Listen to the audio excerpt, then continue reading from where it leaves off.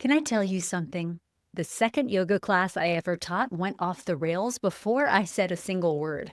And then I spent an hour making it worse.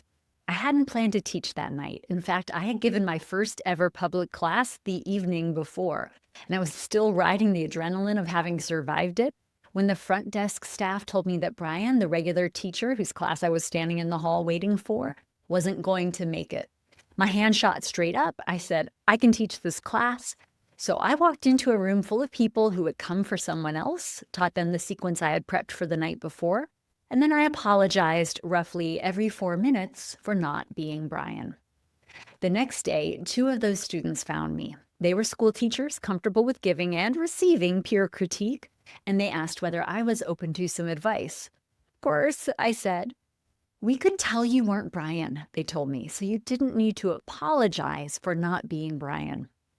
That was more than 20 years ago, and I still teach from this story all the time. It was in episode 2 of this very podcast. It shows up in my book, The Professional Yoga Teacher's Handbook, in the chapter on executing your plans as instruction for anyone covering someone else's class. Don't apologize for being a sub, because you're not Brian, and being yourself is the whole job. In truth, the class had not gone off the rails that night. I had, in my own head, out loud, in front of people who were simply glad somebody had shown up to teach them. Today, we are talking about what happens when a yoga class goes sideways, which derailments your students actually register, which ones live entirely inside your own head, and what to do at minute 22 when you've lost the thread and there's a room full of people on mats waiting for you to say the next thing. I am Sage Rountree, and this is Yoga Teacher Confidential. After more than 2 decades of teaching and 15 years of co-owning a brick-and-mortar yoga studio, I have come to think that yoga teachers use the phrase off the rails for 2 completely different experiences, and we would all be better off pulling them apart. The first kind happens to the room. Somebody starts snoring in Shavasana. A renegade handstander kicks up in the middle of the floor during a gentle class, which I have watched happen, and which is not a relaxing experience for the students nearby. You get 13 students and you have only 11 bolsters. Somebody faints. Somebody walks out at minute 20 without a word. As I put it in the handbook, the more you teach, the greater the probability of something going wrong in your class, from heart attacks to fart attacks. The second kind of going off the rails happens inside you as the teacher. You cue left and look up at a room full of right legs. They will not correct you. They will do the other side and trust that you meant it. You blank out on where you were going and you stand there flipping through your own perimenopausal memory while everyone waits in a lunge. You forget to tell everyone to breathe out, which I once discovered when a student gasped, "Can we exhale?" And you rush the second side, which every one of us does, usually because we said all our best cues on the first side and we haven't yet grown comfortable with silence. So the first kind of off the rails is a logistics problem, and this show has spent a lot of time there already. We covered medical issues in episodes 34, 40, and 52, challenging student behavior in episode 33, not having enough room in episode 39, and having too much room in episode 49, phones and watches and timers recently in episode 96, covering someone else's class in episode 38, and the class nobody comes to in episode 24. So go listen to those when you need them. The second kind is what I want to spend our time on, because this going off the rails is the one that has yoga teachers awake at 11 at night running the tape, and it's the one your students almost never see. Notice what separates these 2 kinds of going off the rails. When the heat stops working, nobody in the room thinks you broke the furnace. When you lose your place in your own sequence, it arrives as evidence about you, filed away in the drawer in your mind where you keep every reason you might not really be a yoga teacher after all. That's why a 2-second stumble can occupy a whole evening keeping you awake, while an actual fire alarm just becomes a funny story by Thursday. 3 things are true about the class you are still replaying, and I would like for you to hold all 3. Number 1, only you know where the sequence is heading. Only you know exactly where your sequences are going. Your students don't know all the things you meant to say. That sentence comes straight out of the Professional Yoga Teacher's Handbook, and it's the one I would write in big Sharpie on your lesson plan if I could. You wrote the plan. You know which transition you skipped and which pose you had promised yourself you would include, but your students walked in with none of that. So the gap between what you intended and what you delivered, the gap you can see in high definition, is typically invisible from a mat. There's a formula I use for this. It's borrowed from the service industry. Satisfaction equals perception minus expectations. Satisfaction equals perception minus expectations. Your students' satisfaction is built out of what they think they got, measured against what they came expecting. Your lesson plan isn't in that equation anywhere. It was never on the menu they were reading. And if you are following my advice to repeat your classes week over week, you're still including just enough variety that your students are expecting there to be a little minor plot twist on the sequence in every class. Proof from my own classes. As a former radio DJ, I used to pour real effort into the playlists I made for studio classes. Then I started traveling more to teach teams on fields and in gyms, and I got used to going without music, and eventually I stopped using music altogether. One night after class, a long-term regular came up to me and said, "You didn't use music tonight." "That's very perceptive," I told him, "and I haven't for 6 months. Ah, Frank. He similarly didn't notice I had bobbed my hair for several weeks after my haircut until he finally did. So 6 months for Frank to notice there was no music. He was a devoted student who came most weeks for a decade, and it took him half a year to register a change I had agonized over. When students are really in the zone, when they are doing yoga, their attention is turned inward, not toward the production values. Point number 2, drop the story you are telling yourself about what your students are thinking. You will never really know what your students are thinking. And often it's that student with the most inscrutable expression who is having the deepest experience. Don't fear the resting bitch face.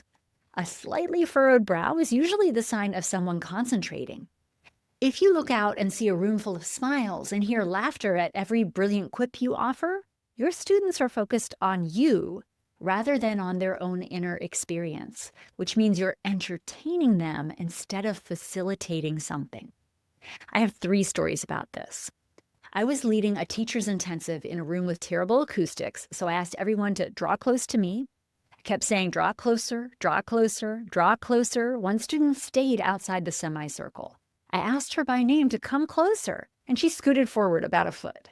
I decided it was a lost cause and kept going. And at the end of that 5-day workshop, she told me she had just been in the hospital with her son the night before she came to the workshop. He had the flu, and the doctor said she might be contagious for 24 hours. She badly wanted to be there, and she did not want to infect anyone. That's why she stayed where she was. And yes, that is a pre-pandemic, pre-mask normalization story. My colleague and co-author Alexandra Desiato was teaching a class once when a student picked up and left mid-class, kind of gesturing to her with an apology on the way out. Alexandra sat down afterward to write her, and while she was at the computer writing to check on the student, an email arrived from this very student.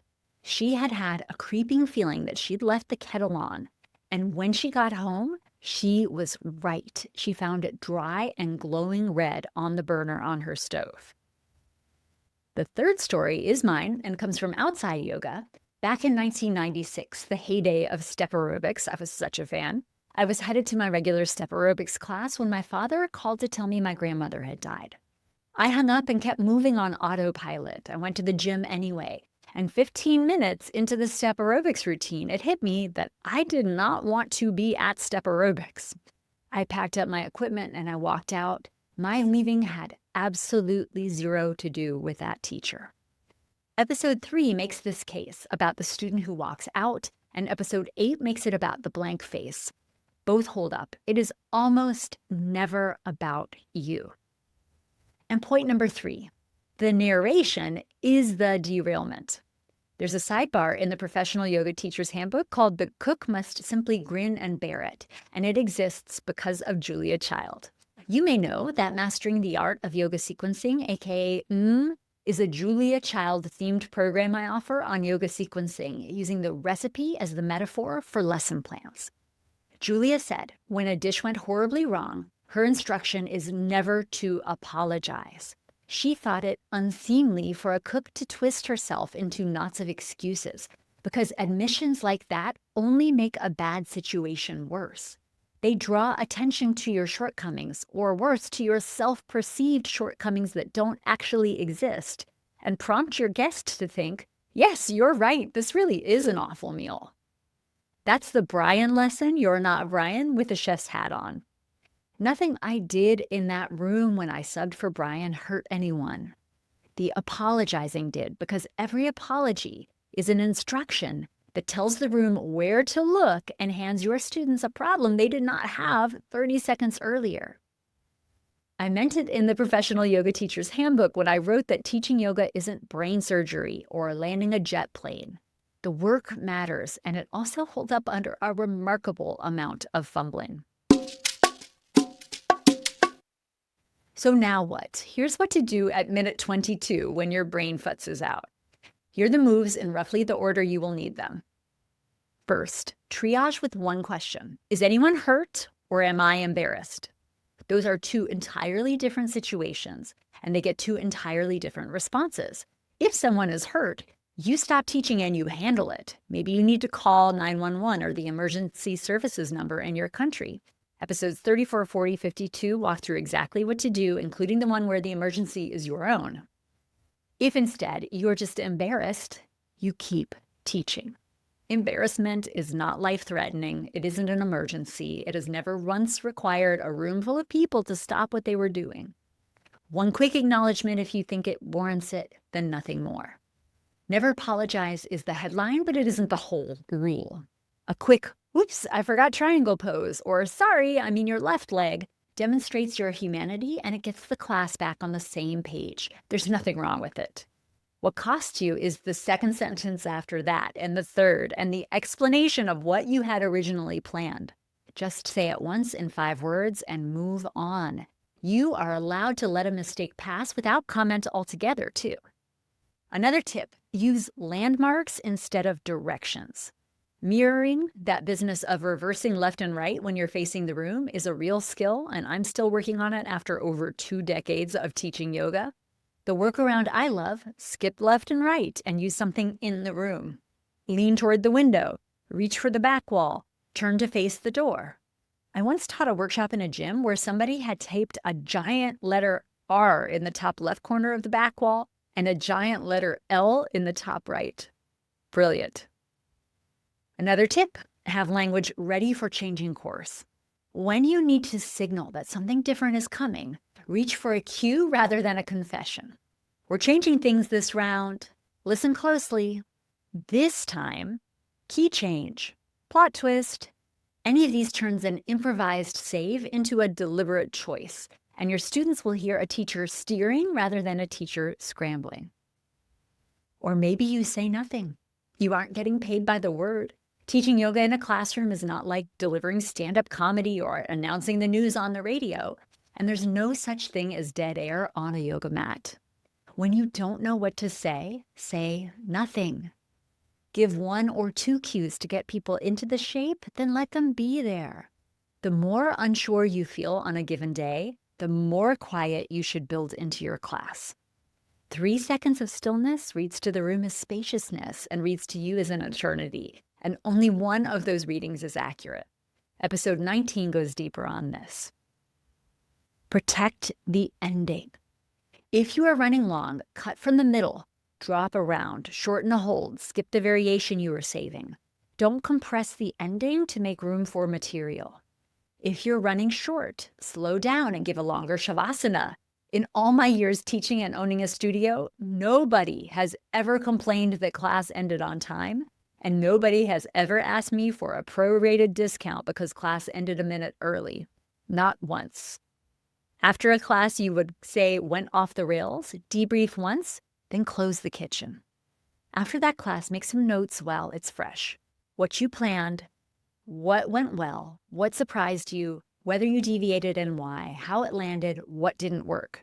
Do this after every class, roses, thorns, and buds, or keep drops and adds if that framing helps.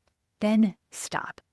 Running the tape a 14th time turns into rumination, and it produces nothing your students will ever benefit from. Episode 59 has the longer version of this. And a counterweight, because I don't want to leave you with the idea that nothing matters. One thing really does: canceling. Do your very best never to cancel a class because it damages student confidence in ways you can't measure. Fumbling a cue costs you nothing. Not being there costs you something real. The class you are replaying tonight almost certainly registered with your students as a perfectly good Tuesday. They came, they moved, they breathed, they felt better. They went home. The disaster is a private screening, and you are the only one holding a ticket to that show. And y'all, remember, it's just yoga. That isn't a diminishment, it's proportionality. Remember that your students will appreciate how they feel after taking your class, maybe a lot, but none of them are in such dire need of yoga that something that is a 95% perfect class will get them annoyed. Keep that in mind when your inner critic gets loud. We get to do real work that helps real humans feel more at home in their real bodies, and we get to do it imperfectly, over and over, ideally for decades. I would love to hear your stories about classes that went off the rails. Tell me about the class you were certain was a catastrophe and what your students actually said to you afterward. I bet they really liked it. I collect these, and they help more yoga teachers than you would guess. You will find me and over 3,000 other yoga teachers in the zone, my free community at comfortzoneyoga.com. Come tell us what happened.